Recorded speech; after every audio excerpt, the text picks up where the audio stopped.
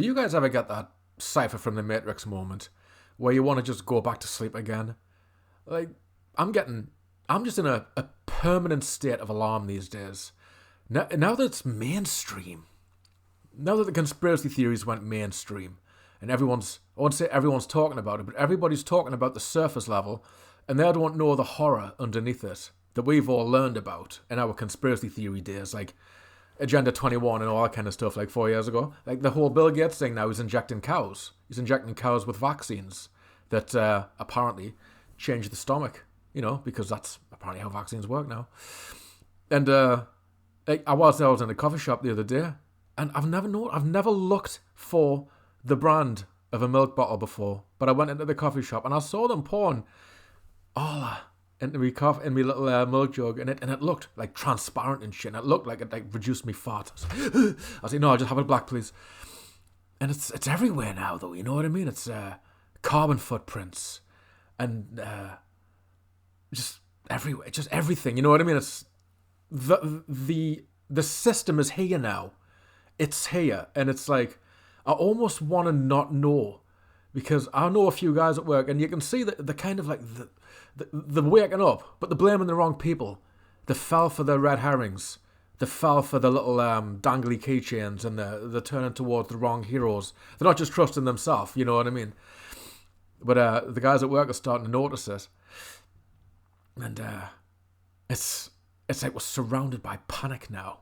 And it's like I say, I kind of wish I could be like the guy at work who, he finishes work, he just goes on his phone, he puts his vape in his gob, and he's just happy. He's just a happy guy.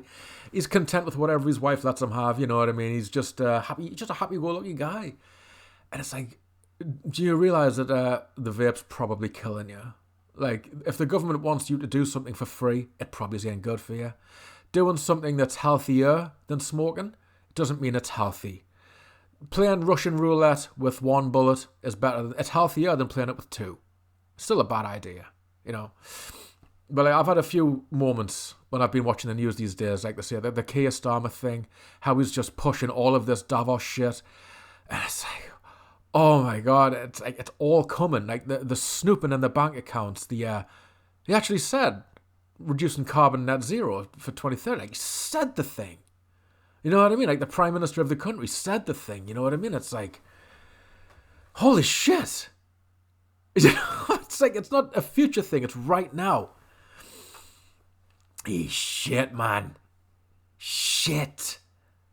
Everyone's feeling it, man. You just feel this constant state of misery that's going on right now. And I miss just looking forward to the future. You know what I mean? It's like, now it's every month. Every week. Every week there's a crisis looming over you. Something bad's going to happen. Like, watch the news, some new shit's going to get announced. And even I found myself falling for looking for when Donald Trump was going to get made president, even though he was the father of the vaccines and he pushed it and all that kind of stuff. The thing I've realised is, these guys, they have a story and they put events in the story chapters. So basically, I knew when they did this general election, it put Keir Starmer in. It was clear as day that one chapter was over and a new one was about to begin. And boy, oh boy, did it begin. Fast, hard, all these different Davos initiatives. And there'll be another one when Trump comes in as well. And it sounds like, from the characters that he's surrounding himself with, it'll be some kind of relief. The fact that Elon Musk, who is the richest man in the world, and he didn't get rich from putting 20 million shifts in, he got rich from taking 20 million shifts away from people. That's how the richest man in the world becomes the richest man in the world. He's talking about free speech and all that kind of stuff, and he's going to do this and he's going to do that. And they're setting themselves up to be libertarian-y. You know what I mean? Like, good for the people. So whatever happens in the narrative has to be better than what's happening right now. I think they're setting Keir Starmer up to be like a boogeyman, and they're going to get rid of him. Because I've never seen... Even Boris Johnson didn't get this. Tyrannical Boris Johnson. If you remember how it was back in the COVID days... That was the most tyrannical prime minister we've ever had ever.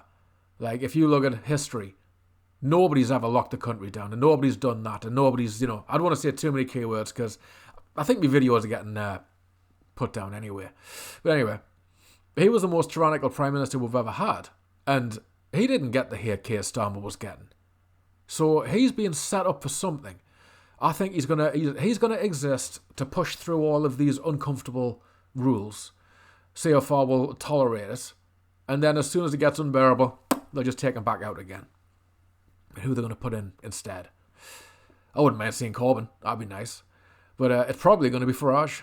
It's probably going to be Farage, and it would lead to the thing you're not allowed to talk about on in the UK, I think. I don't know if that's a scare tactic as well or not, a false flag. I don't want to risk it. I don't want to go to prison for talking on the internet, even though that would be pretty badass, but I still don't want to do it. Not because it's not a principled thing, but because of how the prisoners would react to you.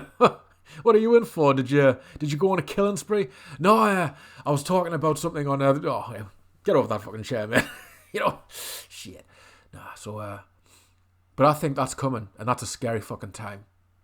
If Nigel Farage takes over, and the guys who are fans of him are following him with the same kind of rhetoric they're talking about, that shit's gonna kick off.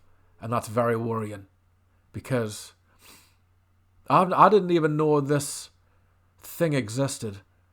For the longest time, like I say, I was the COVID guy. You know what I mean? I think a lot of us were. We were looking into the whole New World Order thing, and we were blaming the right people. We were blaming the state and Davos. We were blaming the World Economic Forum. I mean, what are the odds of them being a red herring as well? You know what I mean? I mean, maybe they are, shit. But we were blaming those guys. Well, all the while. Can't even fucking say it, can you? What a weird time. You know what I mean, though? You know what I'm talking about. There's a type of person who isn't the type of person you really can't talk about. It's the type of person who everybody talks about, but gets put in prison for, apparently. The Farage followers probably will kick off then. That's going to be real fucking ugly. So, what I think the option we're going to be given is, when Trump comes in, is to side with Trump or to stay with Starmer. And if we side with Trump, it'll probably be Farage who gets pushed in. What an interesting narrative we're in. Like I say, it's alarming all the time, but we should keep positive, because the most positive thing ever is happening. Everybody's waking up. Everybody's waking up. Everybody's realising now that we're getting fucked off the state. That these guys aren't serving the country. They're not serving the people. They're not principled. They're not practicing what they preach. They're full of shit. They are criminals. They are serving billionaires. Like, look at everything that's happening right now. I've covered in my Bill Gates video, How to Create a Climate Disaster. Check it out. I can't believe they're pulling this shit off. I've read the book. It's a con. It's an absolute con what he's doing. This is a brand new money system out of nowhere. And everybody who's part of it gets super rich. In a nutshell, here's what it is. Absolutely everything makes carbon. Everything. And they've got this business called carbon suck, carbon extraction, whatever it is. There's a special term for it. It sucks carbon out the air. It says. But what it really does is, it's just a ferryman. It's just a tithe. You pay the carbon suck business. And it doesn't matter if you produce carbon anymore. As long as you pay your tithe, you're allowed to. It's bullshit. It's just a suck up. That's all it is. And they're trying to pull it off. But, wow, man, we're in a real interesting chapter. But like I say, I do feel hopeful right now, because they're not going to get away with it. Everybody's waking up to it. But every now and then I'll have that Cypher from the Matrix moment where I'd want to taste the steak again and I want to drink the wine, and it's like, I've did my bit. You know what I mean? It's like, fucking hell. And I just enjoy myself now. Just fucking relax. Eat the steak.